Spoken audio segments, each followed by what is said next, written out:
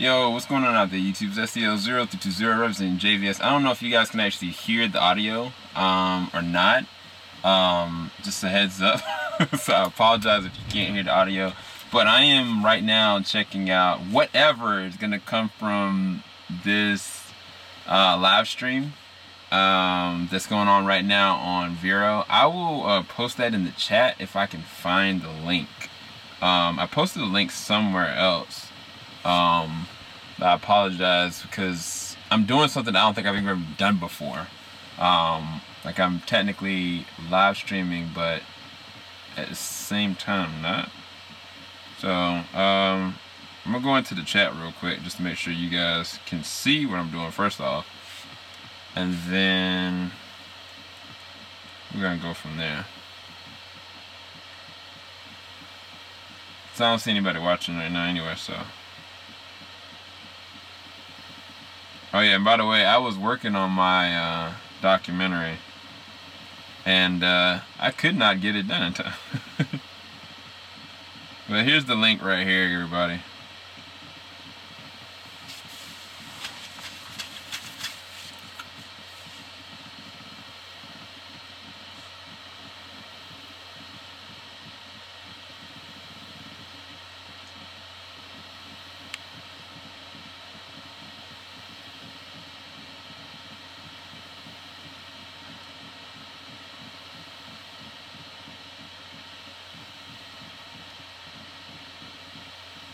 Alright, I'm gonna post this up.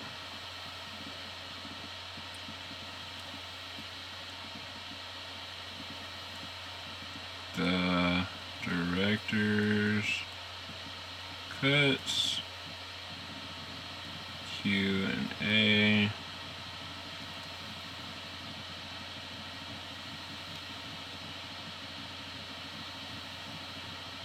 Yeah, I'm trying to post this on Twitter just so people can know what's up.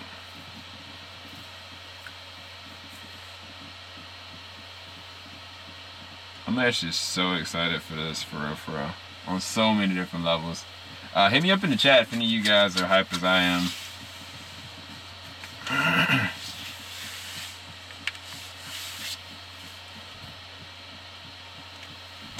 Alright, just so y'all can kind of see.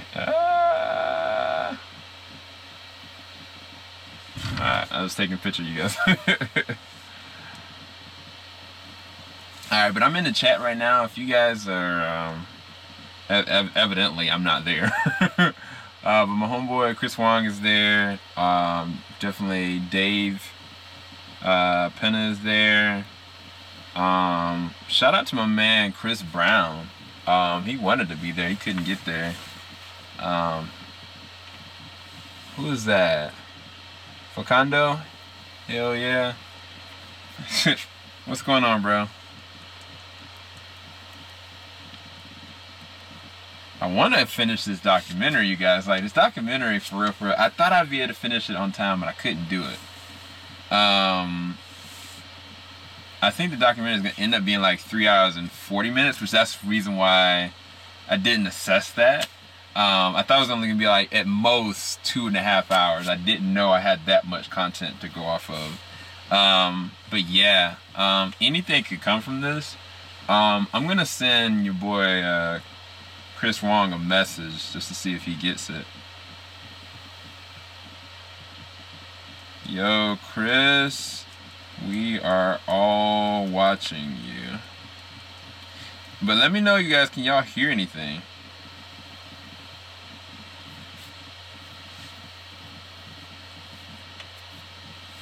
Did something happen earlier? So before this, they went and they showed the ultimate cut for Batman v Superman, I assume, and then now they're about to go and do, you know, their live Q&A. Now, the thing about this is interesting. This is the most amount of chairs that they've had. Let me look at that.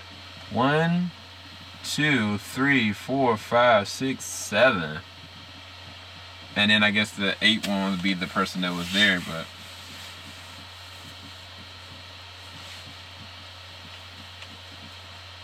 I'm gonna try to hit up Dave as well, just to let him know we're all rooting for you guys. I'm hoping that they get their question. They get to ask a question for real, for real. How crazy would it be if Chris gets to be the person to ask, you know, about the Snyder Cut?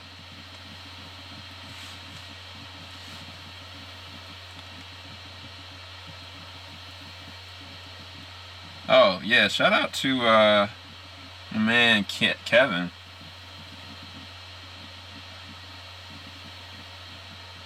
Yo, Ken is there too? Oh snap! I see people hyped on Twitter saying things.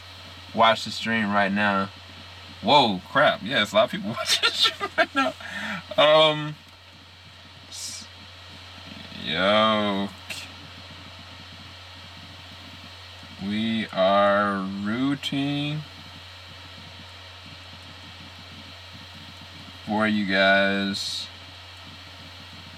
Hope you get your questions answered.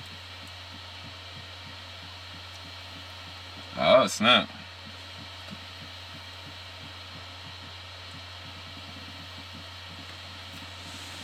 A little Q&A, so have some questions ready. And without further ado, let me introduce our panel. I think you guys know of a guy named Zack Snyder. He's very Let's go. Let's go. Let's go. I don't really know if you guys can actually hear the audio though. I don't think you guys can hear the audio. I don't think it's gonna let me. Give it up, give it up. That'd definitely be a copyright issue.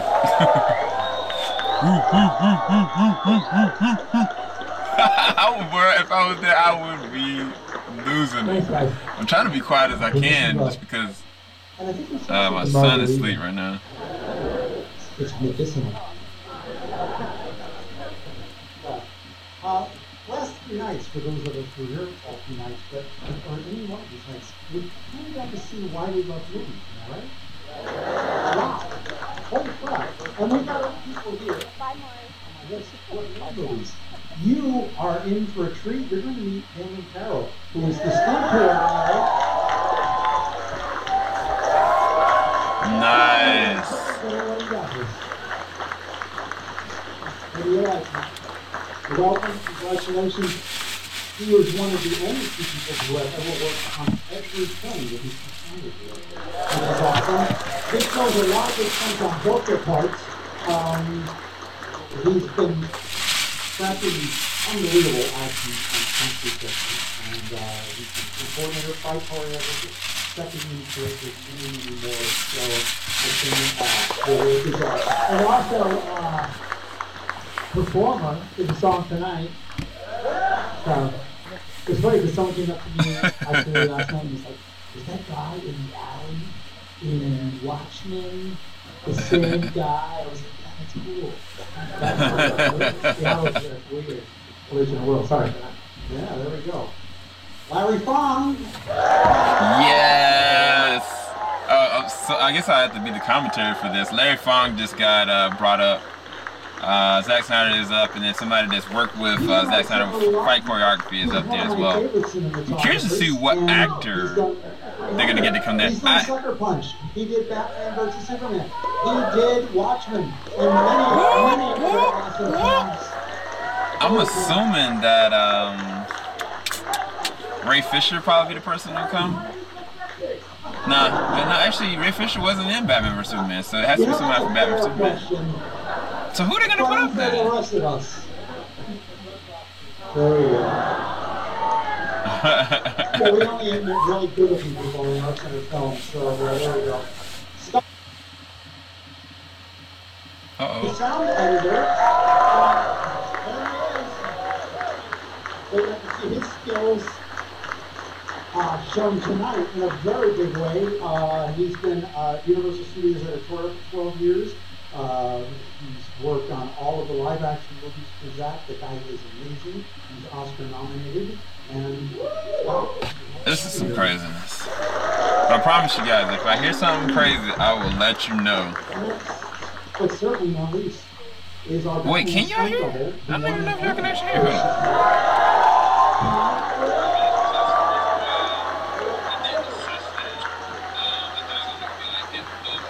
Okay, yeah. What I could do. He's an actor, and he's definitely one of the best combos in town, film and TV. And he's worked with Zach on many films, like For and Man of Steel, CJ, and Sucker Punch. He's doubled Batman, Ozymandias, and many. The only movie he's not in is the animated movie. There you go. Huh. But that's just like obvious. Yeah, and so he's also was co-type choreographer on Watchmen, and he brought Batman to life, and he's an amazing fight choreographer. And finally, Mr. David Brenner, editor. There he is. A magnificent job on this movie. Academy Award-winning editor. He did. Wait, is that David Gore? I can't really tell. They spoke so fast. Without a doubt. So welcome, panel. It's great to have you here. I also want to say welcome to everybody on the internet via our sponsor, VERO. We're doing a 360 here. So what's really cool is oh, 360 joint is crazy. And look it up. You can turn around and look at all of you. So make sure your hair's fine. So thank you again, VERO. They're great partners on this. We love them. I love their app. Yeah, shout out to VERO for real. Because I really did want to be here. I'm so happy they were live streaming. And then we're going to open it up to you guys. And Zach, I'm going to repeat myself for those of you who didn't hear the other night. But we came here to celebrate and to watch your director's cuts. So for this particular one, which is absolutely my favorite movie, tell us a little bit about what you tried to accomplish, you know, the theme, story, characters, and everything with this. I'm trying to think. What's the best way I can... This cut existed before the... So what y'all need to do is, I'll re-put the link in again. You need to go to this link. And then they were like, well, make it short. And we can have commentary together about it while you have it in the background too. So, I mean, I guess what we were trying to accomplish with the movie was this. Yeah, that worked. And then the other thing that happened was, you know, that. So that's fine. It's not the theatrical version, but this is better. Dang, he even admits that this is better than the theatrical version. Yeah, I'm saying, like, there is, like, the cut, I think, right before we finished this one, because didn't we have, like, remember when I throw the money? Because I do all of Ben's close-ups of his hands, right? So all the hand shots are me. Right? All the hand shots, man.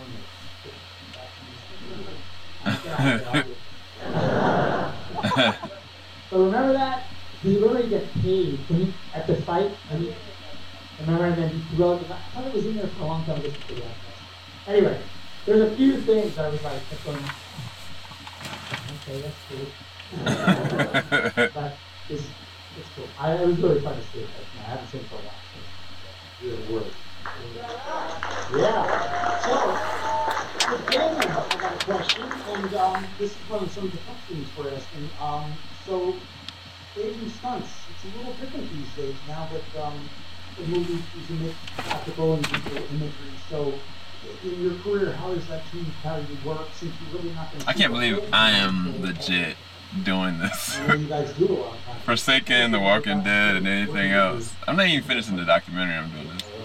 Yeah, we had a good collaboration with him. So DJ, who is our DJ's the best. So, Hopefully he's watching. I'm hearing that. DJ! and also shout out to Colin Brode. Those guys really understand the process of meshing with live action. In the beginning, say late 90s, mid-90s, it was a clash between stunts and visual effects. It was one the other. And what I think about it, and you think about it, DJ as well, is we're fans of the departments, right? We want to make people move. So if he can do something better, or his effects can do something better, or enhance the scene or highlight something good. I think you're talking about complimenting ILM from the visual effects standpoint. Yes. So yeah, it's a I think the visual effects for Batman vs Superman are amazing, though. That warehouse fight scene, yes! Oh my gosh. that was obviously something we tried to just do almost everything in camera other than some TV tape. One ghosting of Batman when he enters the room. One bloody. Yeah, a little blood in The one bloody head. well, it is. Yeah, that blood on the wall was not in the. Too much. Yeah, kids can't see that.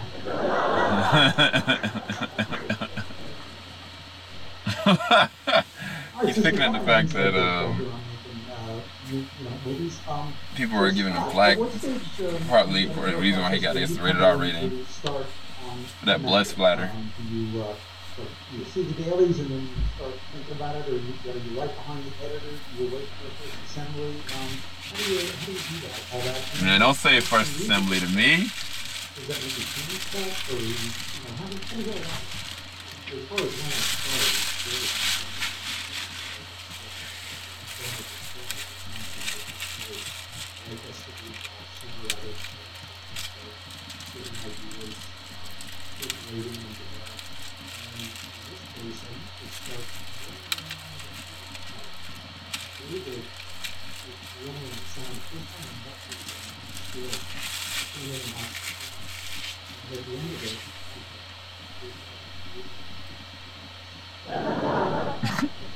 already done an amazing job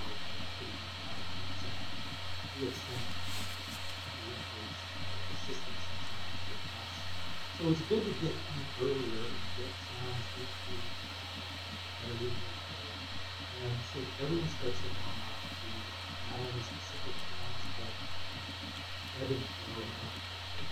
Yeah, because the wood engine you did us pretty early, right? Yeah, very early. So That world engine it's really cool. sound design was actually pretty interesting. You're talking about the sound design for certain things like the world engine and Man of Steel. Stream quality has been automatically lowered because internet connection was not fast enough. What? I don't know how. I don't know why either. Well, we start building sounds against the music. We can always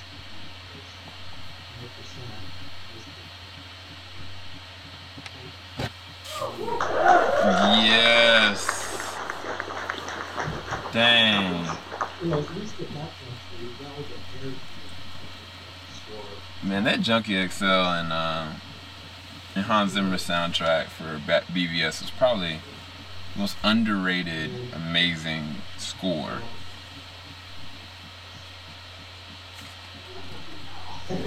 No, because it is a battle, like, between sound. I mean, not a battle, but there is a balance between sound effects and music. Sometimes we'll push music will take the lead, and sometimes sound effects will push the scene. So it is hard. Sometimes you like them both so much that that's when they really have to work their magic to kind of strike this balance. But 10 years later, watching this, we always watch.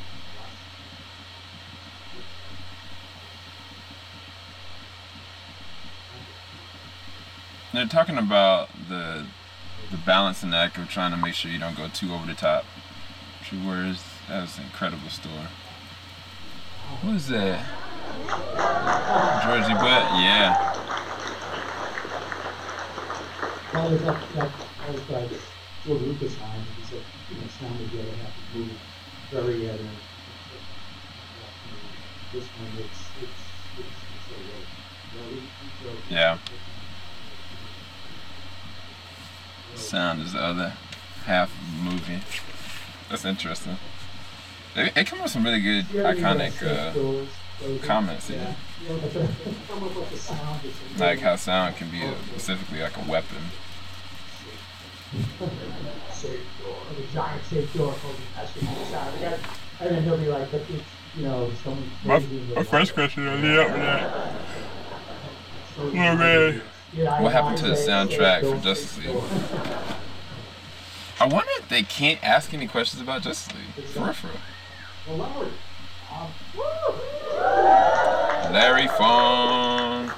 I forget who did the. About this thing is just that, it's a big, epic, and feels like it's beautiful, like an art movie. Is that Chris? There's so Is much that Chris texture, Juan? No, that ain't Chris Juan. sequences and what have you. And I know you guys like to see on Bro, I'd be doing the same thing. So tell us a little bit. Oh yeah, I'm ready, by the way.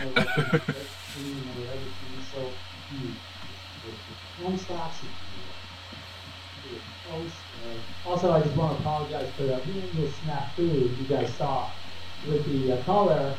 Again, I think that's just more evidence to why we need this theater.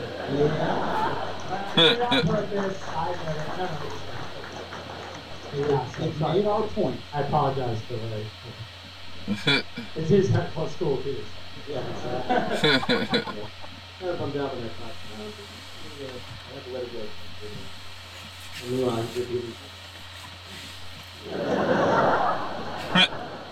So buy those t-shirts, guys, and one good color. And then it changes, right? Exactly so dirty. I feel like everybody memorized the look of the movie.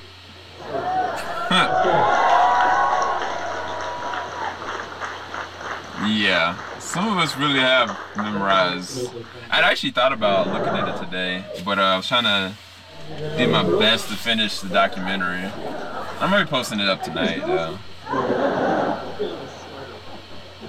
When I got on, Zach had a lookbook. His brothers who went to art training put together a lot of record people to have like someone go out. Can somebody in the chat let me know who did the cinematography for Justice League? It's a bound book. I mean, there's all these photos from all kinds. Was it actually Larry Fong or was it somebody else? It doesn't mean that. I feel like it wasn't Larry Fong. Nothing more specific. I said yesterday, don't look at specific films. So copy that. Yeah, it was Fabian Wagner. When he talks about it, kind of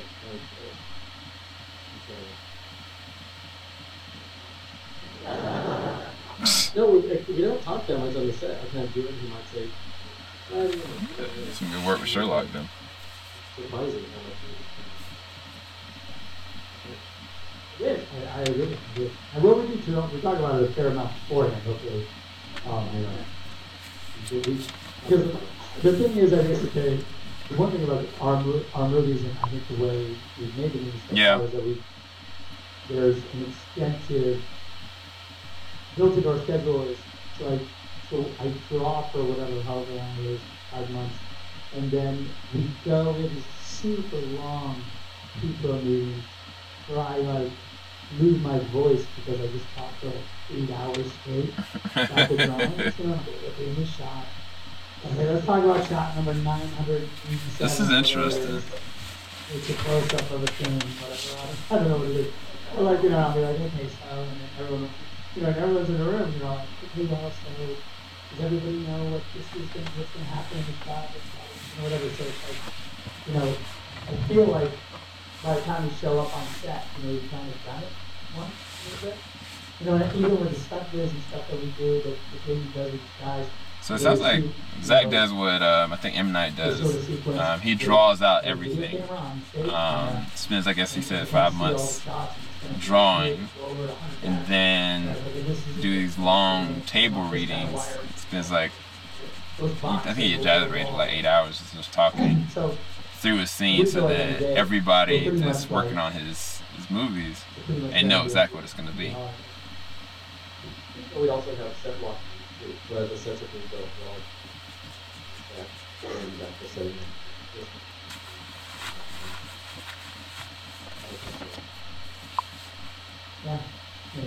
I wish I can hear it so I can hear what he's saying. Yeah, I would put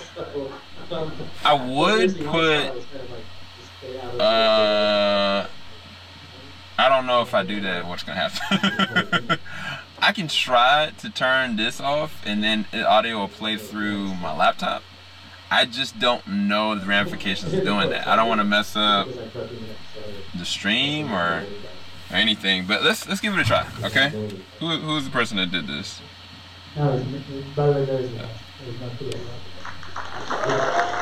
Colt Baldwin.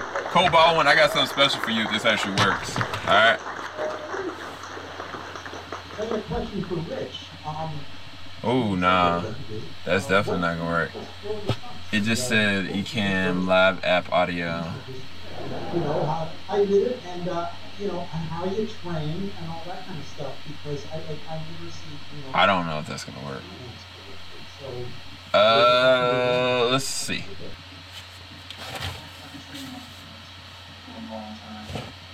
Can you guys still hear me? It's a little bit different training. First become a martial artist, one of your but when you train for movies, it's completely different. Can y'all hear it? Somebody tell me something. Big break, in my opinion, my big break was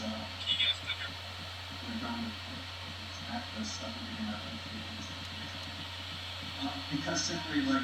Oh snap! It works.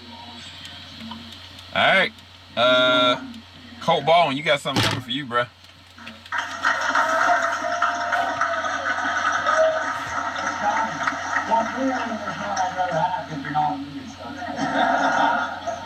That's a good relationship. For those of us who like these things, the way they're crafted and the way they're formed is just. Oh, my main thing is I just want to make sure y'all can hear this. Uh-oh. Uh-oh. No! I lost the broadcast. I lost the broadcast. I'm sorry, guys. I'm bringing it back. Promise. Other than, you know, this, when Damon and I was, whenever we're talking about, like, oh, yeah, we should get, someone's got to do this thing, you know, whatever it is.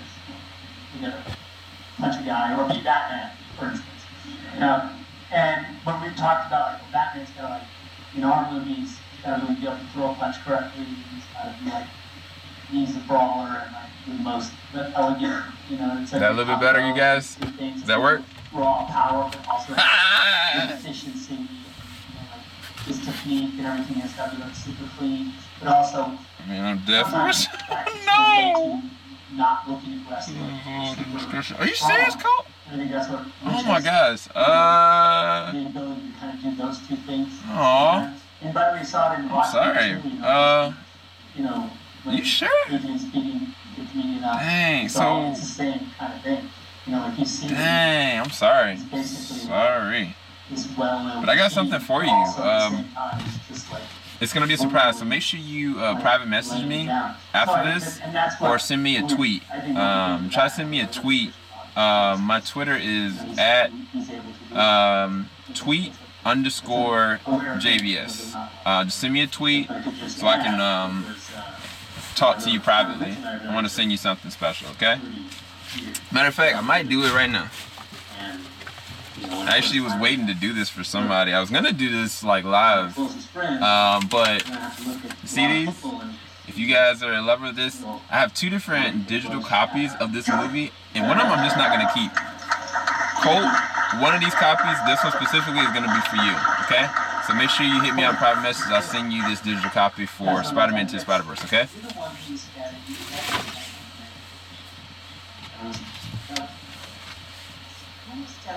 That was Tim Ricky. Oh, that's right, because he's like not afraid of heights.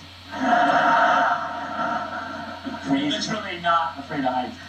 He like wing seats, airplanes and stuff, so he's like, he'd rather be at heights. Right? He craves heights, yeah. And then we had Ben on the little crane, on that little. It wasn't deep. We had a prop, you know, but it was still pretty hot. I wasn't sure he was going to get it. Yeah, he did. Cool.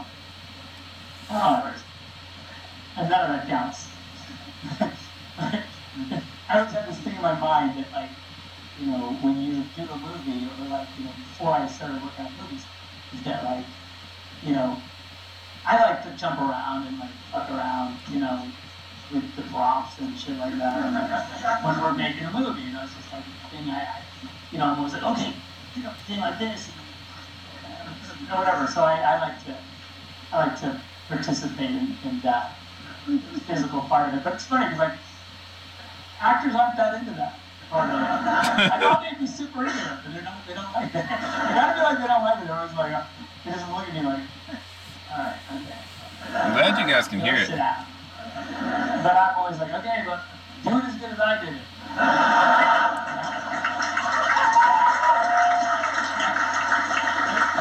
Can I tell a quick story? Do you mind a quick story? We were doing 300, and Jerry Butler was trying to throw a spear, one of the spears, and it just wasn't working. And he's like, they're not aerodynamic. I can't pass that. And this is a true story, and I'm not making this up. Amen and Zach can confirm this. There was a regular piece of, like paper hanging, which was supposed to be the target. So come as close to that as you can. And he was throwing it, to the dirt, it's going way there. He goes, it's just not aerodynamic, I can't do it. So that goes, So he grabs the spear, I'm not kidding, shucks it, and it hits the paper dead center. You know what? I actually believe Zach probably would have done something like that. Actually, a picture of Percy's face. It really was. It was like a little Rodrigo up on the thing. And the stunt team went nuts with Jerry Butler on his head. By the way, Jerry's told that story just recently on, for whatever that, what's the movie he's in right now? I think it was the Submarine? Well, yeah, the Submarine one, yeah. And yeah, so he was like, just fun. Snyder, like, fucking jerk. I can elaborate really quickly on Dawn of the Dead, which was the first feature. Let's say the frustration or let's say your enlightenment to actors maybe not being able to duplicate your movement. That didn't stop with just the actors, it also went to the stunt players as well. Because he come up with a move, something the way one of the zombies to move, and snap, with this angle, kind of hit the ground, and then the stunt player would. And also, we had some old school guys up in Canada. Like, right. And then they'd walk away, and then Zach would have this puzzled look on his face, and I go, see, Zach, here's the thing, you're kind of a physical cat. Not everybody can do what you do. He could have had a hell of a career as a stuntman. Oh, that would be cool. What did you do? Yeah, maybe better. No, but it's great. By the way, I really, and the honest answer is I have huge respect for these guys. And like Matty Rigetti, who's a guy we worked with forever, who doubled Rorschach for a lot of the Rorschach stuff. And like, Matty was in 300. Matty's like, he's the guy that he like jumps on and bites his face. That's Matty without his mask on. He looks like he's 12 years old. By the way, I just saw him a couple weeks ago. He looks exactly the same. So, but he did two hairy stunts and watched him one movie kicking into his dumpster. And he goes in and goes into it upside down and falls on his neck. And oh my God. Yeah. Like, it's like a guy, he's like your friend. It's like, hey, oh my God, it's so good to see you. Blah, blah, blah. Okay, we're going to throw you in that dumpster. It's like, sorry about that. And then he also had to jump out the window, right? And lay him on the ground and fight those cops. Oh yeah, that's that Rorschach scene. He kept doing it, and then we'd be like, no, the assist is too, because he was on a wire a little bit. It just kind of break his false 2 stories, And so, David would be like, nah, it's too much wire. It looks like he's floating. He's floating. Like, he's so fucking floating. Again. And Maddie's like, oh, my shins. And then like the last one, I'm like, I think the guy needed to hold the rope. And I just was like, okay, we gotta stop. I think it's fine. Yeah, I think it's a ploy to get me to he's like, I think we should do it again. I'm like, oh, okay, it's enough. That's hilarious. But no, it's good. But I really, the guys, you can't, there's no movie, you can have all the ideas in the world, but the guys, you don't have the guys that have the dedication and the kind of desire to do those amazing things in physicality, and it's you're not filming anything. These guys, they're just amazing. So, I have huge respect for these guys.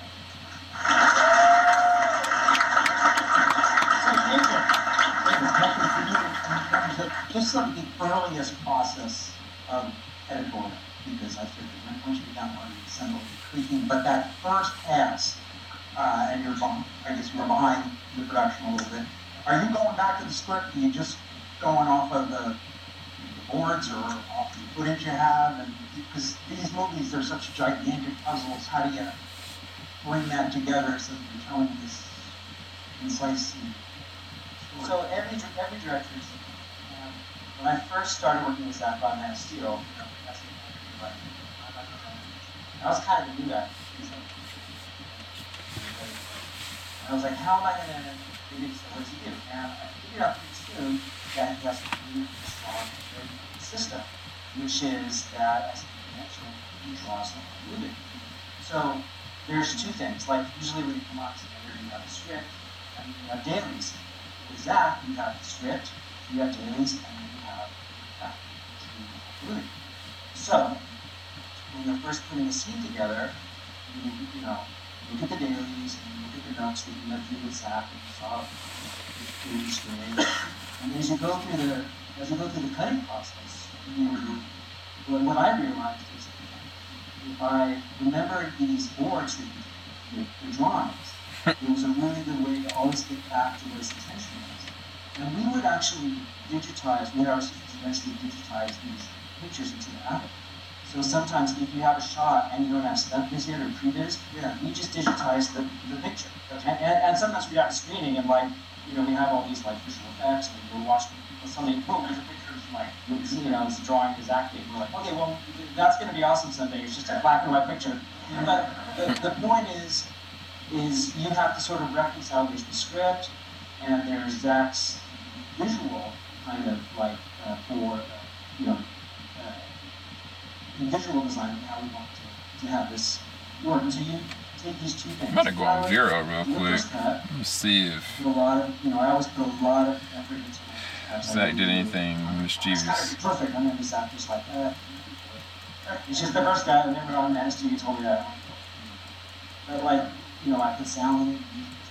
You like the movie because also in a lot of these big visual effect movies, you don't have certain shots of Doomsday. You don't have it. You just have something that's really rough, and so you try to make people feel like what's going on with sound. So I would show it to Zach and get his feedback, and then we would basically work together. And Zach's theory about editing is that get the scenes as good as they can be before you start to take stuff out. Which means that I don't know what the first cut of it was over 4 hours. Yeah. 4 hours. Yeah, 4 hours or something.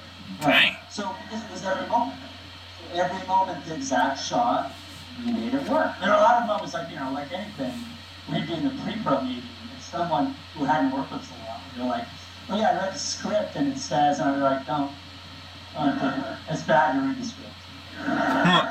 You just have to look at the drawing is we're going to film that. So whatever it says in the words is not that important. And the dialogue, yeah, sure, but what it's describing is not, because a lot of times, look, and writers are amazing, but, the particular blocking of reality is sometimes, really different from what this, writer thought. Oh, when they walk in the room, you're like, no, there's 30 feet to the door. It doesn't make any sense.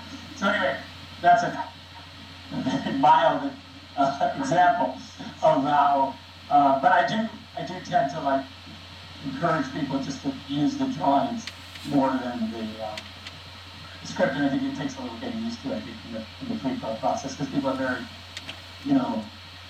they're trained to just read the script like the Bible, and they tend to say, oh, there's another Bible, a better Bible, and it's illustrated.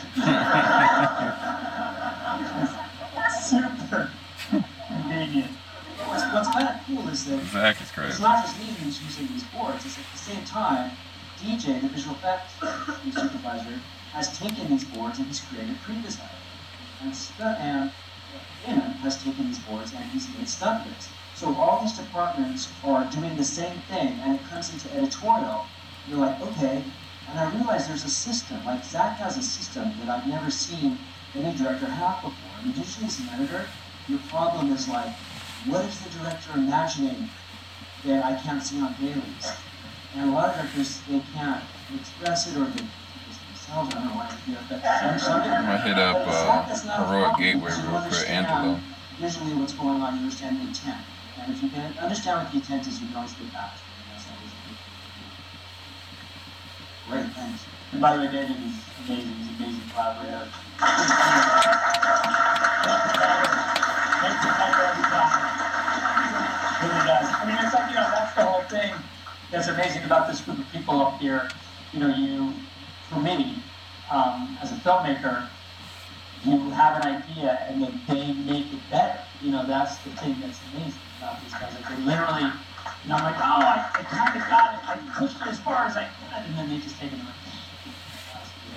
horizon. So it's really, an honor for me to have get a chance to work with these guys because they really do that. Let's open up for questions. Hands up, please. Ross. We're starting. Megan, wait 1 second. Sorry. I hate to be this guy. If you lost a phone, it's up at the check-in. There's some other lost and found items up there also. And then, because I have the mic, when we end the Q&A, the line will form when you walk out to the right. Take it away. Hi there. My name is Robin, and this is Ziggy, and I guess in our relationship and Deborah to a Zach Larry combo. So I am curious, sorry to put you on the slide out of the audience, but I'm curious how you guys manage that dynamic between business and personal. If there's rules when you get home or anything. That would not have been the first question I would have. You guys ever explored the indie route? Not saying it's a wasted question, but. As far as making a movie? It's like producing and going the indie route rather than the studio. Have we ever done this? No.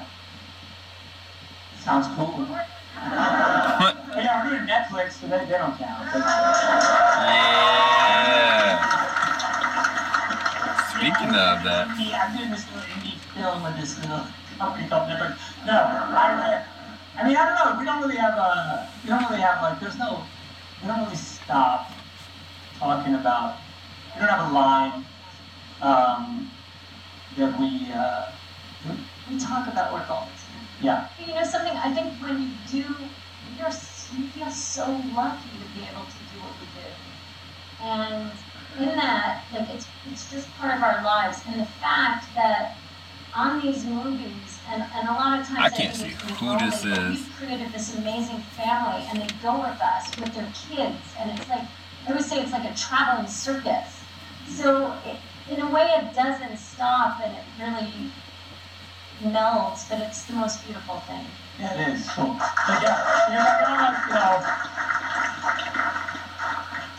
I get out of the shower, and I'm like, say something like, I think we could if I cut that one part of and she'll go, now what are we talking about? Is this a kid thing? Absolute MVP for doing this. Watching your live stream and view at the same time. We stopped and we did something. Thanks, John. Appreciate it, bro. Shout out to John Darius, by the way. He might be doing some future posts for JVS, but he also does a lot of great posts on Twitter, on Facebook. Definitely go and check him out on Twitter if you can. I just want everyone to live in the same house. On location. We haven't been able to do that yet, so I'm excited for the possibility. Whenever we going to a location, I'm like, is there any giant castles or mansions? Close to the stadium studio where everyone could live? He wanted us to live in motorhomes all together at the stages, and I was like, I think we need to. I know, right, Crimson? I was like, then we could just work all the time.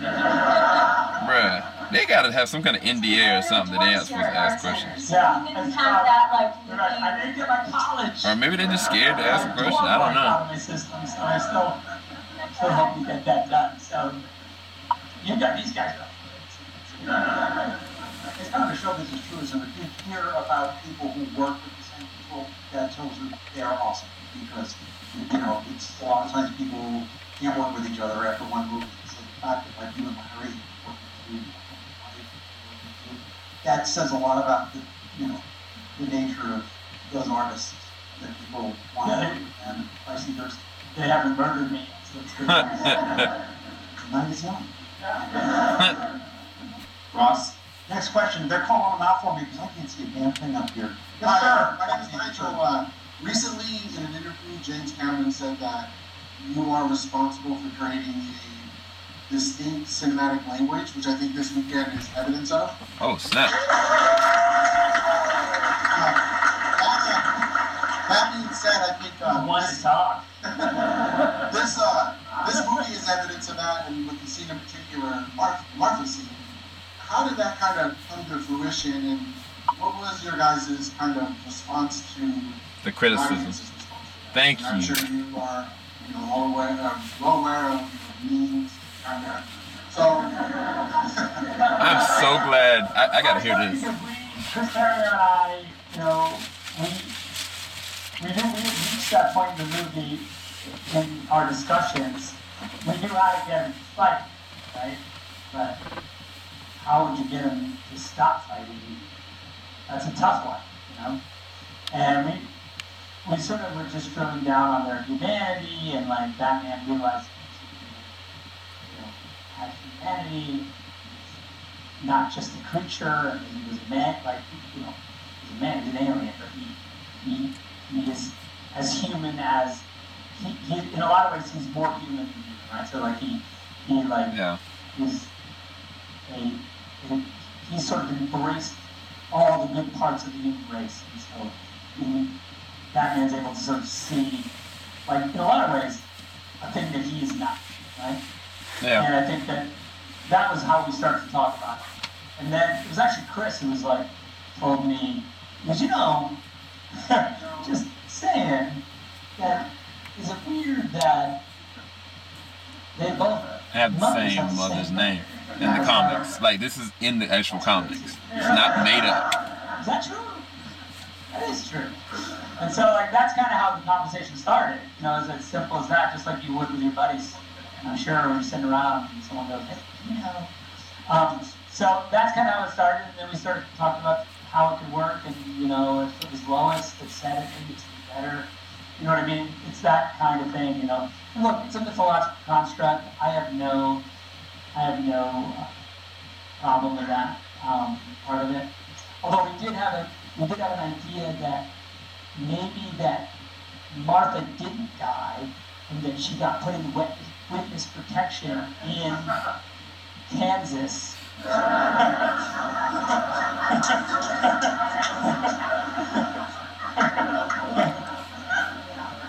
I'm just saying.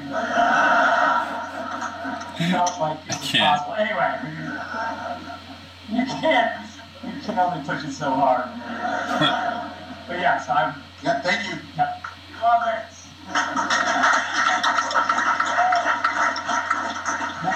Please, somebody ask the real question, dog. I'm so obsessed, no, I don't. But I thought you were attending at this point. It never ended. So I mentioned this on Friday, but I really want to thank you again, Zach, for casting Kao Okamoto in film, because as a proud, not gonna get emotional, but as a proud Japanese woman, I never get to see myself, and I'm not gonna cry. But it really, really means a lot. So just really, I cannot thank you enough for that, especially because that character is not originally Asian. Most people. Oh, she's talking about Mercy. Mercy Graves. Even though the weird thing is, at the end of Justice League. Awesome.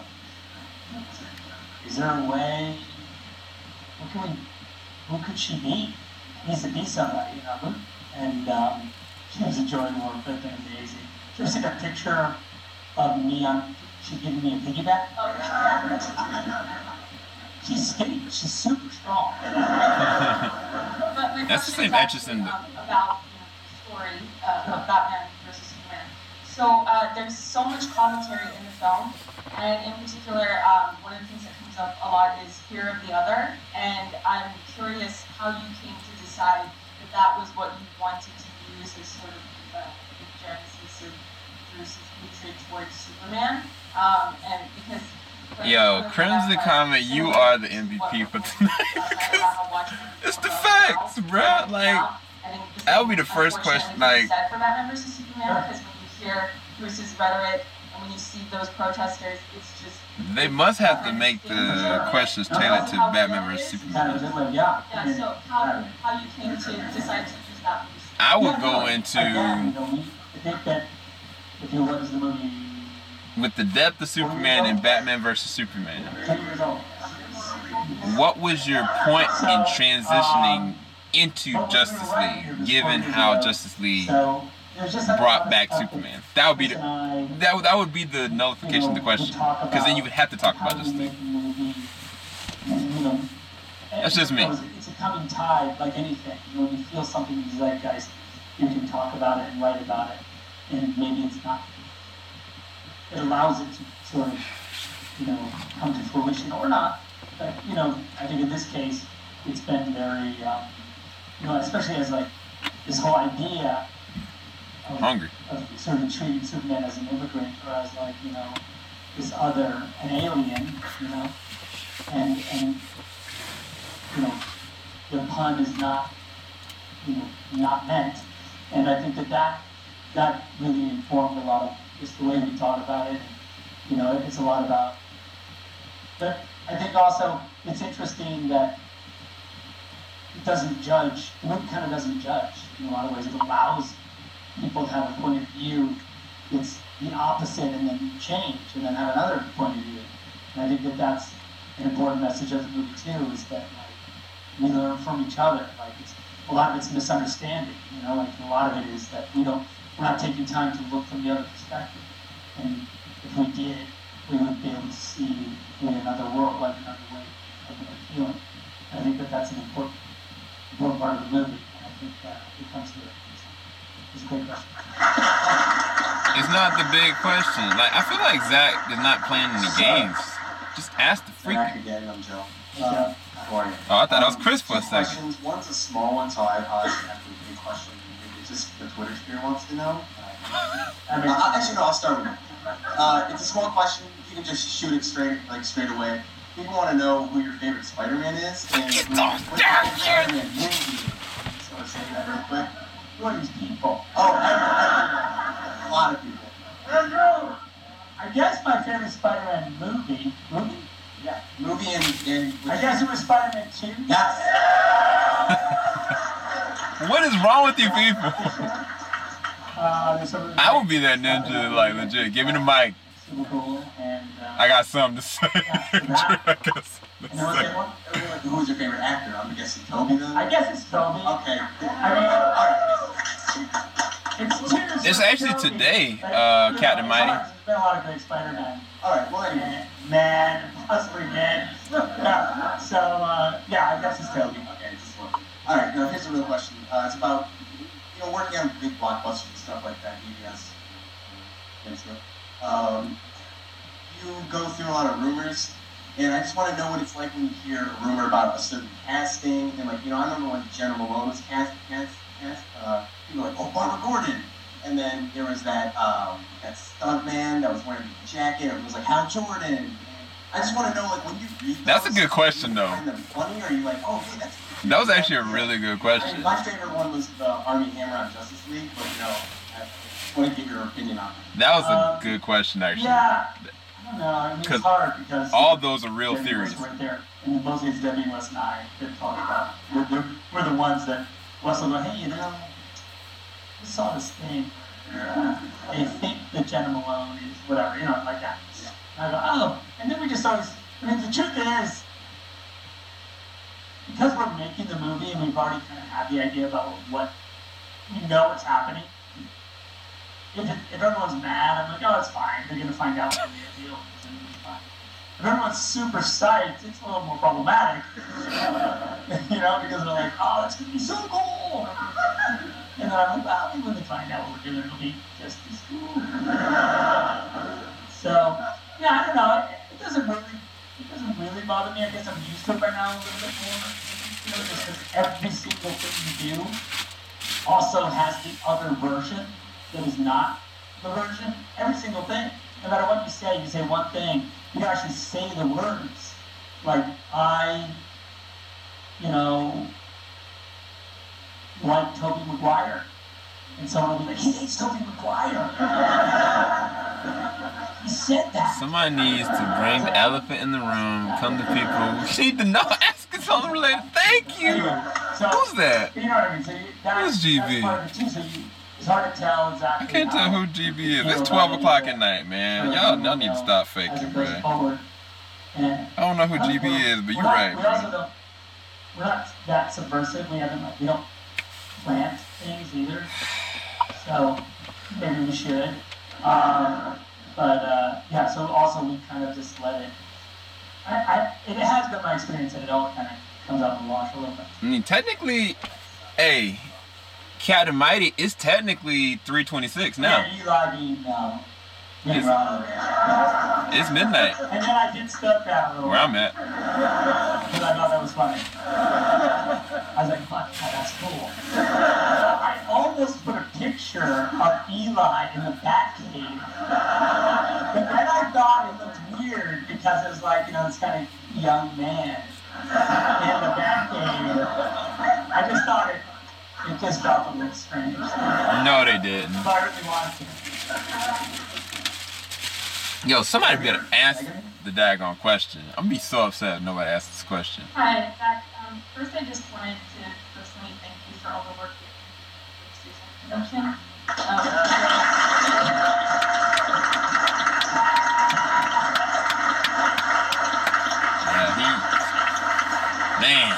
This is gonna be rough. And I guess I'm gonna be the first person to throw out that awkward question about Justice League. Oh, shiggity. So, David Ayer. Was it fun to me? So David Ayer came out and he came out and he talked a little bit more about the early process for how in Suicide Squad originally their villain was going to be Steppenwolf, and they're going to be fighting parademons and stuff like that, and that. And he also and also you on Instagram released an image of Darkseid and stuff like that. So I guess my question is kind of, what the hell happened? And what was going to happen? Oh my God! I'm dropping the phone. Thank you. Fair question. Danny surprised. I'm not sure about that what Dave's talking about. I mean, like, Steppenwolf's in this movie, which was anyway. I mean, you saw him in this movie, so how? Oh, Very Goodness. Oh, could have been Very Goodness. That might have been cool. I don't remember him talking about that, but it could have been cool. Very Goodness is also crazy and fun. But yeah, so look, there was a lot of great conversations that I had with David about, even just getting our Batman in and getting our Flash in Suicide Squad, to try and start doing that a little bit. But we were also not incredibly. We didn't want to go too crazy with it. At the same time, we were trying to be, and the idea was that the different directors would kind of have their take, and we'd try and just support each other, so that it could mesh up, but at the same time not force anyone into the decision they didn't want to make. Right? John, you stupid. As best you can. It's hard sometimes because you're like, look, I need Steppenwolf because he's the bad guy, one of the bad guys in this movie. So anyway, so those are the conversations that we had, and I thought that everyone was doing a really pretty good job as we went forward, and Patty was awesome because Patty, she had to take my photo, and put it in her movie, and we had to work out how that happened because we had a placeholder photo for a long time that Steve Berkman, who was a teacher at this school and who shot both photos, took. Because even before we had a script for Wonder Woman, if the next question we weren't sure when that movie was going to happen and how it was going to happen. Just directed about Justice League. Just based on everybody needs to get out of the room right now. For real. Of Wonder Woman in an ancient war with, you know, a team of soldiers, very similar to the one that ended up in her movie. Now, there was a story, an actual story built around the one she has in her movie, and so that was a cool. I thought it was a super. That was like the best case scenario, right? So, what about it? You mean like how she used it or how it evolved? Wonder Woman theme was written specifically for this movie, because when we wrote the theme for Wonder Woman in this movie, there wasn't a Wonder Woman movie yet. So you can imagine that. And then it was up to Patty whether she wanted to use it, right? And I think it's in the movie. So yeah, so she was like, yeah, cool. And I think Hans is doing now Wonder Woman 84. So that's a good relationship. That's nice. So that's, I think, the best case scenario for how the whole thing could work. Somebody need to ask the question. This dude cut off these Q&As. People are gonna be upset. Imagine this. No. What I was gonna say is that, like, look, when this movie came out, understand that Chris Terry and I had finished the script for Justice League before this movie came out, right? So that's what we've done. The movie came out, and some people didn't like the movie. A vocal minority. and so I was asked by the studio to, like, say, hey, you can't, there's a lot of stuff we don't want you to do from that script. So we did a rewrite, right, of the script. So the original Justice League that Chris and I wrote, we didn't even shoot. I mean, there's a lot of it that we shot, but the actual idea, the hard idea, the scary idea, we never filmed, because the studio was like, that's crazy. And we were so insecure at the time after this movie came out, we were just like, I guess it is crazy. Like, we're fucking nuts. Like, there's gonna be mass hysteria in the streets if we film this. Apparently. It's a long story. Bruh, look. Half of the people are there for this. Don't. I'll give another 100. Suffice it to say that, like, so, look, the truth is that, you know, the nightmare sequence in this movie, right, was always my idea that all of that would be eventually explained. Is that a surprise? You know, that we would end up in the distant future where Darkseid has taken over Earth, and where Superman has succumbed to the anti-light, and where he and now with his ragtag band, and there was a few members of the Justice League that had survived to that world, and that they were fighting to try and you know, so Batman's with the broken half a cyborg, because, you know, it's only half of him because of whatever happened. They were working on equation to jump flash back to tell Bruce, you know, obviously, you guys are surprised because you know this is what you're, I read it. I just, anyway, so those were the things that we were dealing with, and not to say that the studio still, you know, they were still into sort of the big look, but the details of how and why everyone was mad at each other or what, that was the stuff where they were a little bit like, because, you know, Lois, you know, and it's in the little teaser where, the Justice League teaser, it wasn't in the movie apparently, where, I guess, where Wonder Woman says, it's this line where Bruce says, I was right here, and Barry Allen came to me, and he said, Lois Lane is the key, right? And then she goes, he is the Superman. Every heart has one. And he goes, I think something more, something darker, right? And what it means is that the the thing that was darker was that, you know, it was all about if Lois died, Superman would come to the anti-life, of course, right? And if Superman this is way too much information for me to process. To protect Lois, he would have been mad at him in this movie, right? Like, so that's why he says, "She is my world," and he took it from her. So that's that was sort of and then of course he has to jump back.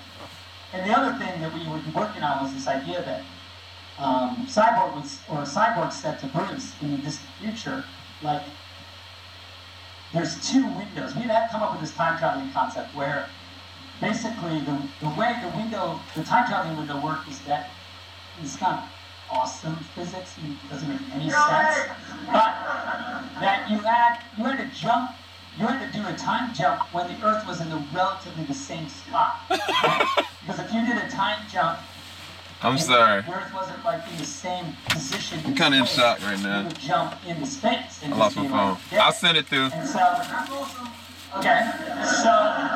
So there's always like, so they had two windows, right, to do the jump. And Cyborg says, like,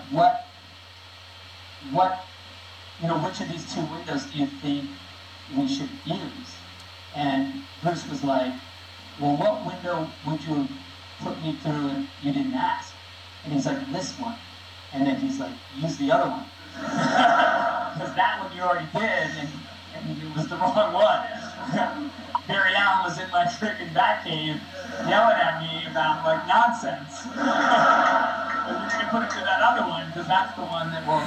Because he had to jump right before Darkseid moved to the Batcave to murder Lois, so you have to... Wait, what? That was the window that he had to, like... Anyway.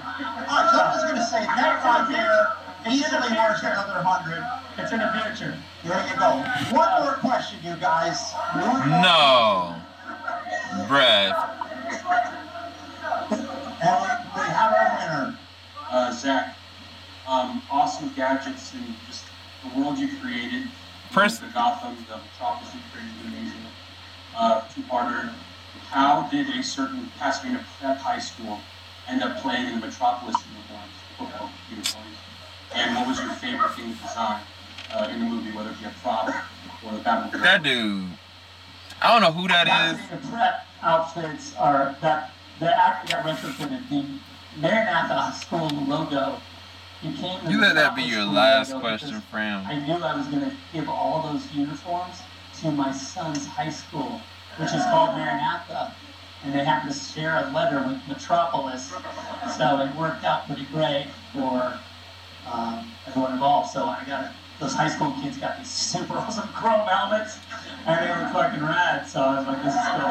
And I just said to Under Armour, like, hey, you know what's cool? If you guys donated some uniforms to Maranatha. And the cool thing was, like, they got receivers gloves, and that's where I went to school too. Bruh, I'd be so upset. It was cool. And the kids were so. And by the way, they won their league that year. So there you go. Thanks so much for coming out, you guys. We love you guys. Great weekend. Thank you to our panel. We love you guys. Line up out there if you want some stuff signed. And we'll see you soon. Bruh, I'd be so upset. I would be so upset.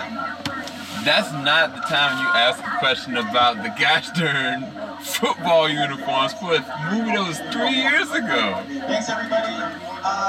You can still buy t-shirts and posters. T-shirts online, posters outside. Visit the Art Center website to continue donating to refurbish this auditorium. Thanks for being here. Oh, snap, it's Deborah Snyder. This dude's like right on the camera.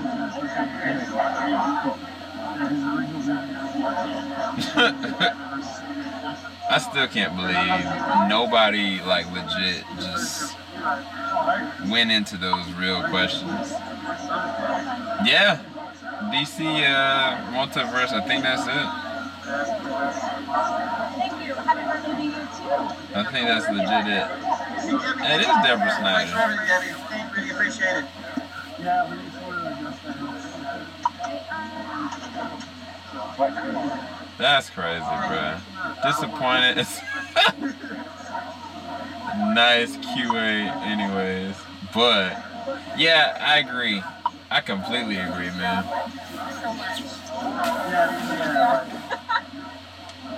It's like people were scared to ask real questions. They'd already went a long time just talking with just the cast for stuff. But I feel like some people were legit there just to talk Justice League. Just stay up till hold on. Hold on, let me read this. They'll just stay up. This guy here 5 minutes ago is revealing a major coming up. Just say stay up till 5 in the morning for this. Yo, I guess so, fam, because it looks like that's a wrap. Let me get back to it. So yeah, what I could piece from that, a lot of even more disappointment in the sense that, I mean, yeah, we getting a lot more information and concise understanding of, you know, what Zack was trying to do, way he was trying to push the narrative, how he was trying to push the narrative. But he said a really safe answer, which is really uncharacteristic based on what he's done the past 3 days, of saying initially, like, some stuff that he had written with his initial script wasn't actually shot. But he never followed up and actually talked about the actual assembly cut. He never talked about what that secondary or third script was of footage that he actually did shot. Like, nobody asked the real questions, like, okay, what happened with the end credit scene? Did you shoot that? Did you not? Like, what happened with Henry Cavill? Like, what was your perspective on how Superman, you know, came back? Like, what was your real idea with that?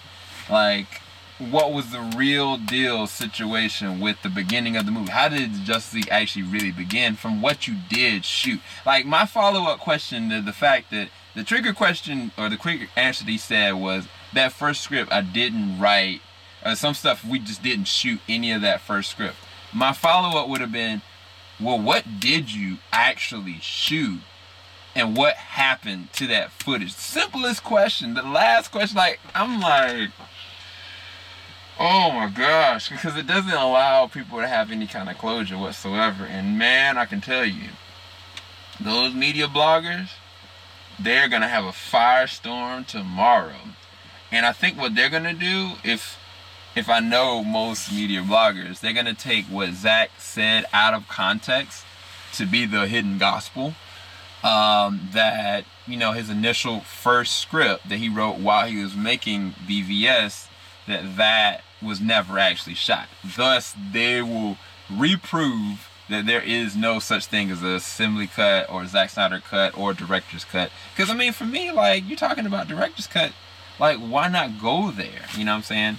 And the thing is, the bigger question would be is that he never did say what he did actually shoot. And nobody asked that question. And no, there was no trailer. There was no anything. And this is the anniversary of when BVS came out. So, yeah. Let me go into the chat. Yeah, man, I feel the same way you guys do. Man, y'all are gonna get a kick out of my documentary tomorrow. I'm gonna finish it up tonight. And I'm gonna release it out. And it took me hours to do, but it took me at least 3 years to make.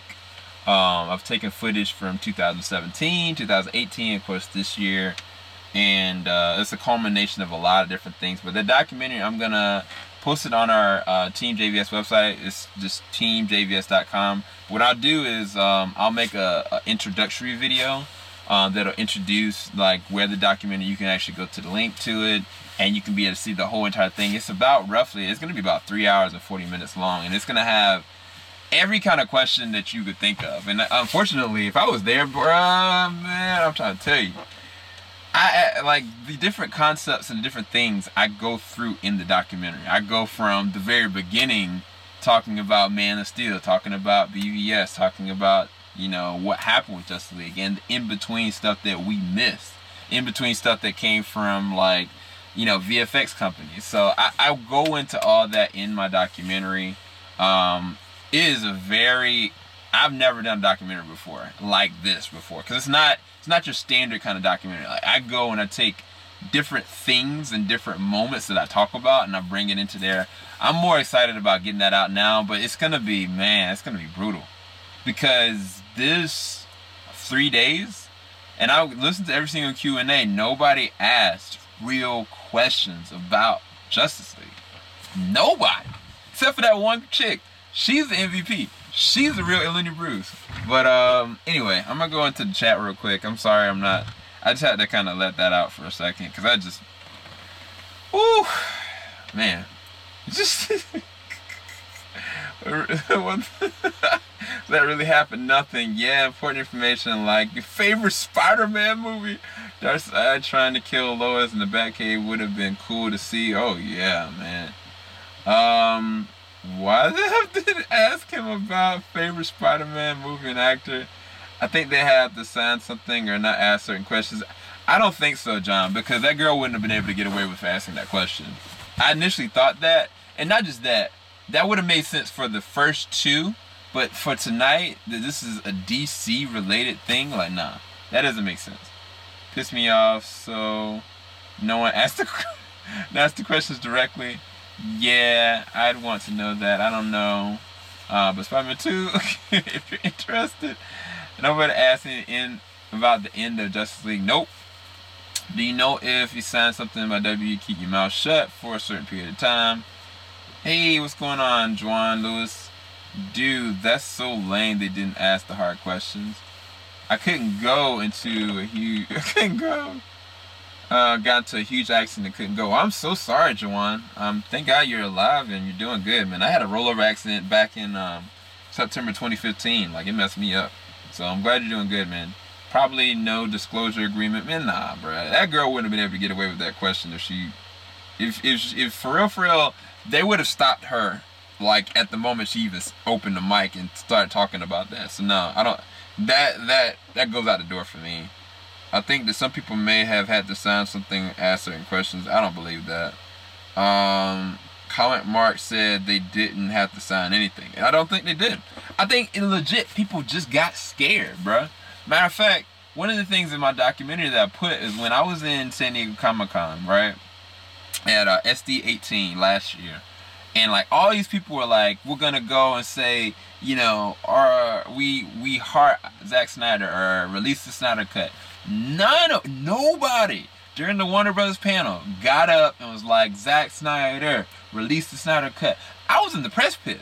If I was not in the press pit and I did not have like legit, I couldn't say anything, or I'd get kicked out, would get my press stuff revoked, I would have been like repping hardcore. I heart Zack Snyder, you know what I'm saying? And that's one of the things, I mean, anyway. Like, so nah, I think people just got scared. They just legit got scared just like that. Sorry for sending the same message twice. Nah, you're good, John. It's all good. I hope the bloggers don't twist the words into something it's not. John, Darius, they absolutely will. First thing to get, comicbookmovie.com, comicbook.com, Collider, who else? I don't want to throw anybody under the bus. I'm not gonna do that. But I'll say those three. Nah, I'm not gonna go specific people. There's gonna be some specific people that are gonna say some stuff. I don't want to put them under the bus. But you can best believe they're gonna go and attach to what Zack Snyder said with on his own mouth. Now he could have went and took it a totally different route He could have said nothing. He chose to talk about that initial first script and the conceptual designs. Those specifically, the first script, they didn't shoot it. And what the bloggers are gonna do, they're gonna say, we told you.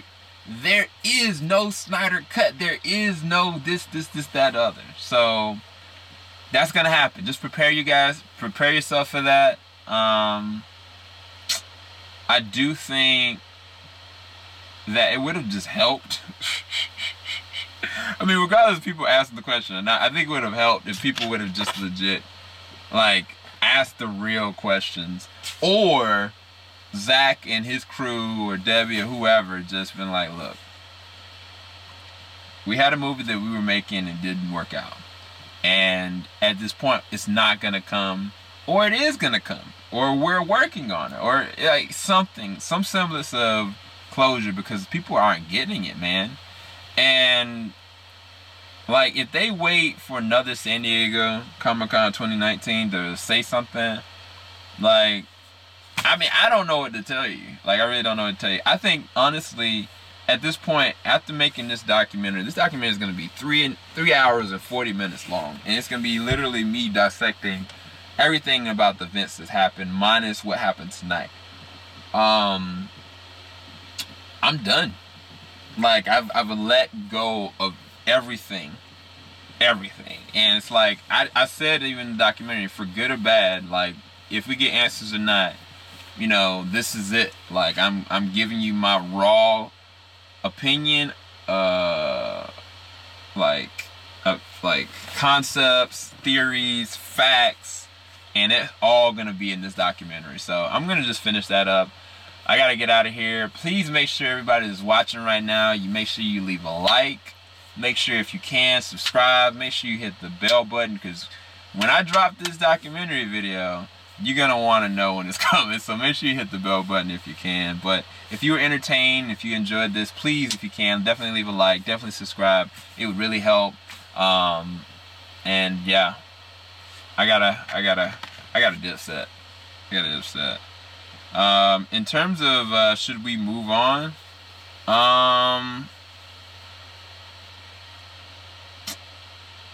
I don't know.